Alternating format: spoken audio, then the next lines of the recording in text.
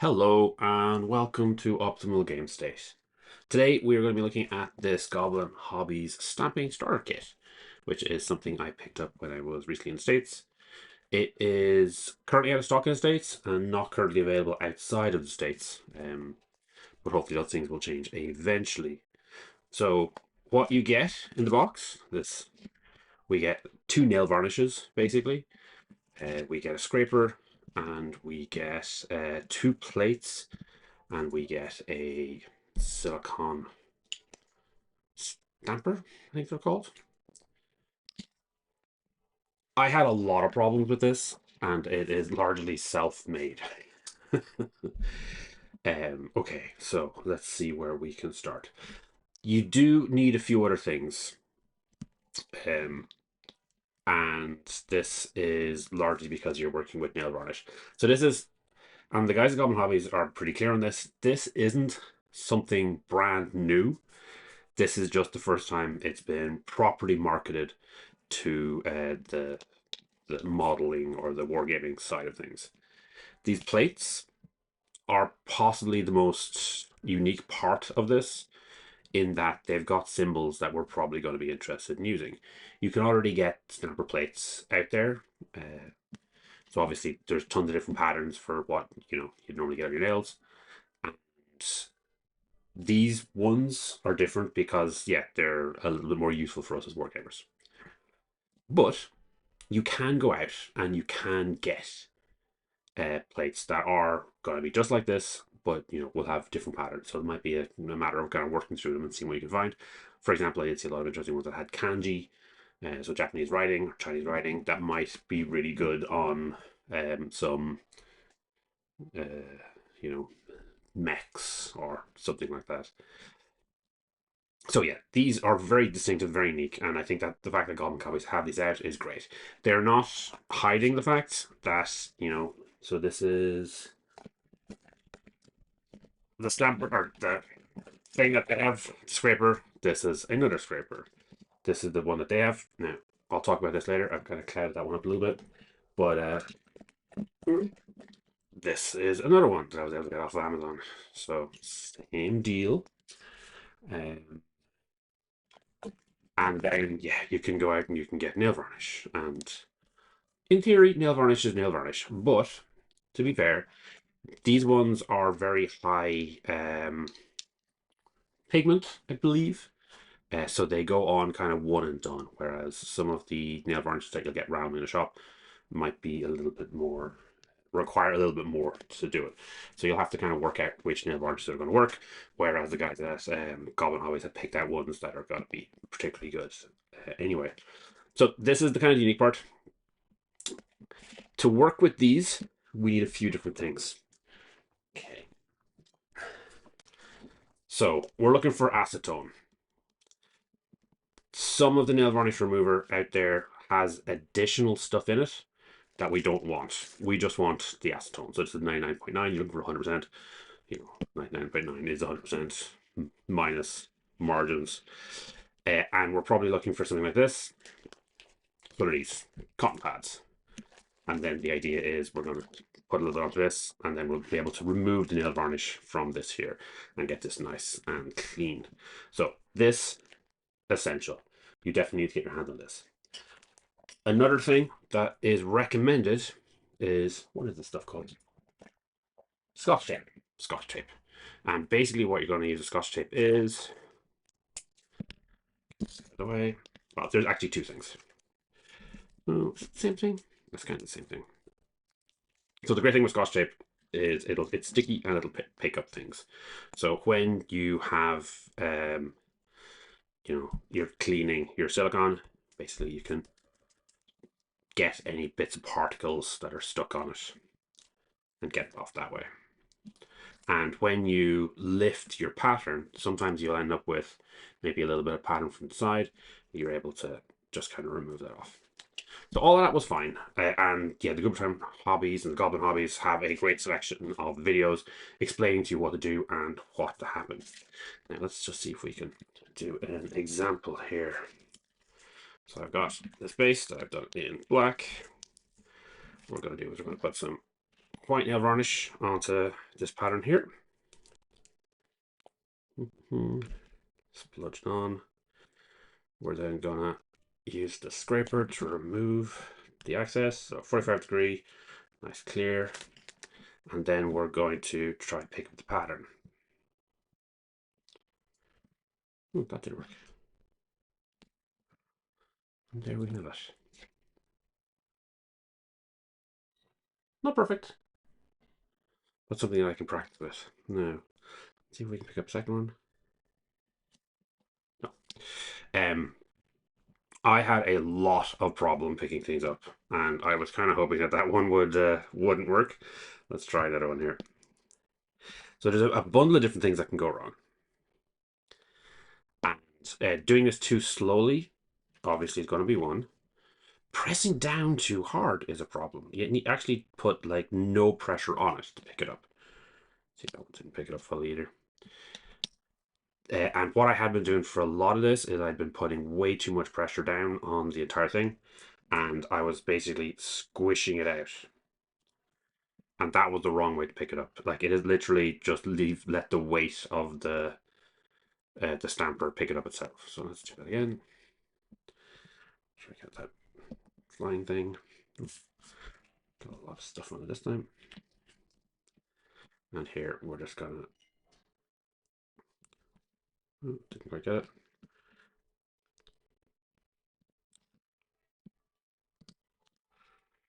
And what we're trying to do is, yeah, just roll over it to actually pick it up.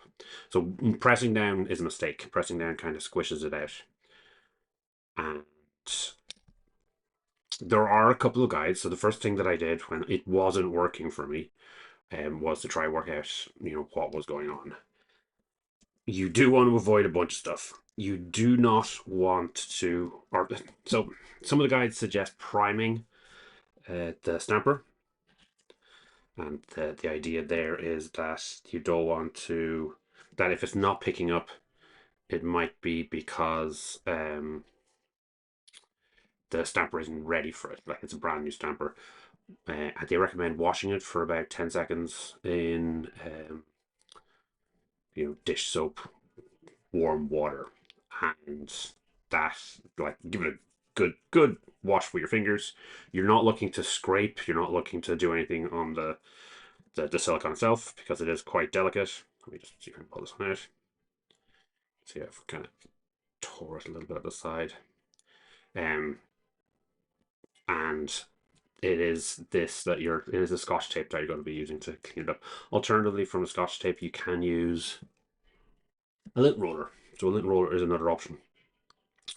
If you see around here, this has gone cloudy. That is not supposed to be cloudy. And if we compare this one, which is very clear, with this main one here, this one has gone a little bit cloudy. Now, some of the guides I saw for picking it up did suggest, like, using an abrasive something on this. Do not do that. That's a terrible idea. And others were like, just put a little bit of acetone on it and just get it off. Lots of these guides recommend don't use acetone. I was trying to work through the issues, trying to work through the problems, and I was still pressing down a little bit too hard on these, and that was what my issue was. And at that point, I hadn't realized that yet, and I did use a little bit of acetone on this one. That's clouded up slightly. It's not a big deal. And look,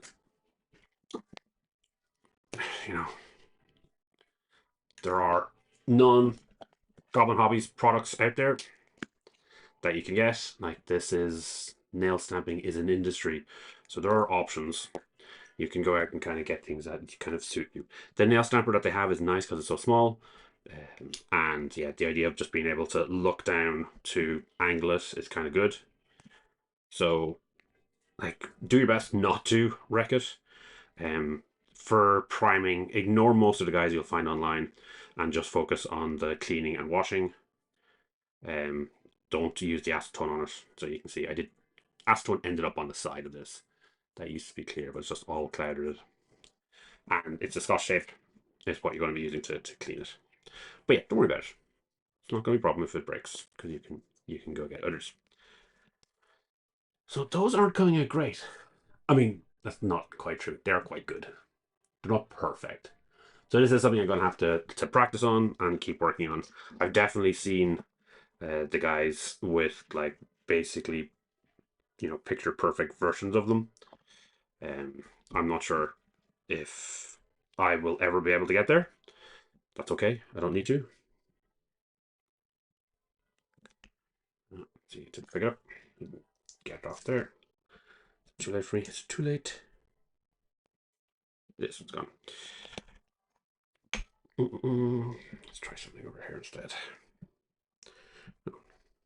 Try a fist logo. Script. And then scoop. Yeah, it only partially came up. Again, I think this is a technique and pressure and how I'm rolling it more than anything else. Yeah, work in progress. So, I'm happy with it. I'm enjoying it. I haven't really found something that I know I'm going to use it with yet, because maybe the certain symbols I have aren't great. I quite like this. Yes, maybe let's try that. One of the nice things that you can do with like these big patterns is you can do it in the white, and then you can paint over a yellow over it afterwards. Ugh, gosh, paint over. Let's try and pick this up. So we're not putting weight on it, we're just rolling over. Didn't quite do a great job. Then we're just gonna put it down. Well, that was a bit of a mess. Picked up some of it and didn't pick up all of it. Maybe this one would be better off if I was doing this bigger one here. So maybe let's try this section here. I'm just going to play around them so you can see what's going on. And then what we're going to do at the end is we're going to clean it off and get everything tidy up again. Okay, I think I pressed that down a little bit too much. And yeah, the idea here is once you've got it picked up, you can actually remove bits of it like that. Just get the part that you want to put down.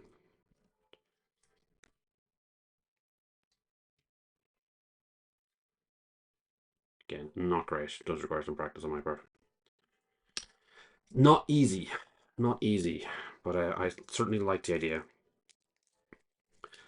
Okay, so let's do tidy up. So for the actual thing itself, we're just gonna press with Scotch tape. Enough. Let's back on. Just get it on myself. Great. Do remember to tighten these up. You don't want those to dry. You can see I still got some here, and we're going to clean this out here. So straightforward enough. We're going to be taking the acetone.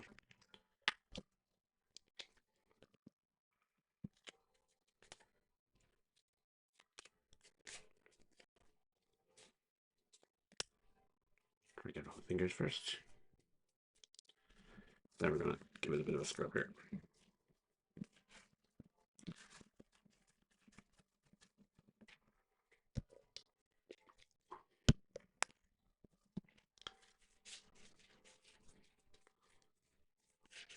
And basically you're going to keep going over it until you've got it nice and clean and shiny.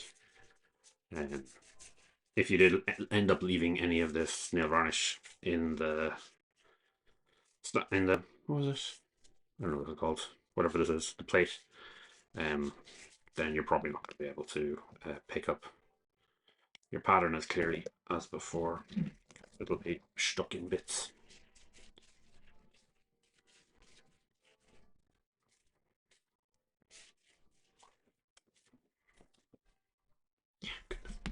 So that's it for me. It isn't a one and done. It isn't something easy. It isn't the pick up and put down that I hoped it was going to be. I need to practice these. You can definitely see places where my technique is poor. And it is my technique. It is how I'm rolling it, how much pressure I'm putting down on it, and I'm going to need to practice on it to get it right. But yeah, it is something I think will be valuable once I get that practice in, and once I have a better idea of what I'm doing.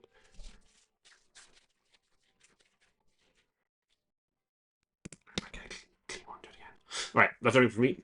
Thank you for having a look, and is recommended, but does require some work, does require some patience, does require some effort to get it right. To get yeah, it's not going to be you're not going to pick it up straight away. You're not going to get it done. Also, you don't necessarily need to go through the Goblin Hobbies guys. These plates are fantastic. These plates are worth looking at the Goblin Hobbies guys just for this. But you know, if it's something that you're interested in, ask someone who knows what nail varnish to get. You want something that'll go on quickly with one layer. Actually, I may as well show you what one of those. Okay, so we got two reds here. This is going to be a bad red. Okay, this red is not gonna work, and we'll show you why. So once I put it down, scrape it off, and then we're going to try pick it up.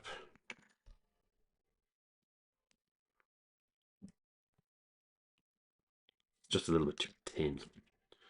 Okay, so let's try scrape this off again. I was doing my end of video wind down, but yeah, this is kind of valuable. Yeah, this one here is a better nail varnish. This is one of my wife's good ones. So if we do it right here, you can see it's a little bit more thick. It's got maybe better coverage on it. And then when we try to pick it up, it comes up nice. So pretty good. We're gonna get that corner bit off. So now we've got a clear stamp. And then we're just gonna line up where we want it. And then just place it down. Whoop. Done. Okay, not great over the thing. So this is a case where we were using the plate.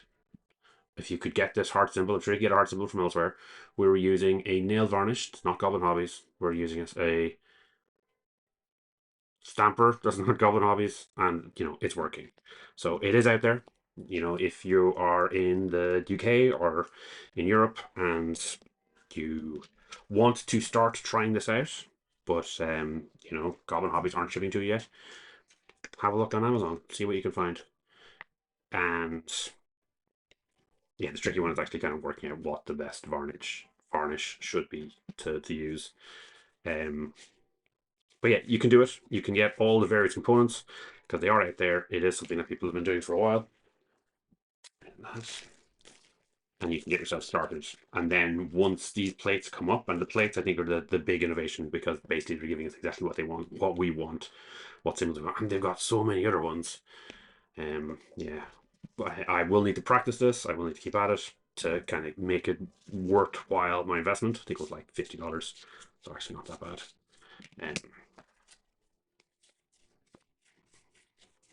So I'm yeah super happy that Goblin Hobbies brought this out to market, something specialized and something a little bit easier for us to digest. I would recommend if you're interested and you're in the US to check out their website, put yourself down for a reminder for when it gets restocked. But in the meantime, you can find plates, you can find all the bits and pieces, and you can practice it. And then when they get their plates up and ready, you can grab them. Right, that's everything from me. Have a great evening. Thanks for making it all the way to the end. Hopefully you enjoyed this video. Each week I put up a new video talking about one of Games Workshop's specialist games. The goal is always to try and make the best possible two-player experience. If this is something you'd find interesting, please subscribe to the channel and comment to let me know what you'd like to see in future.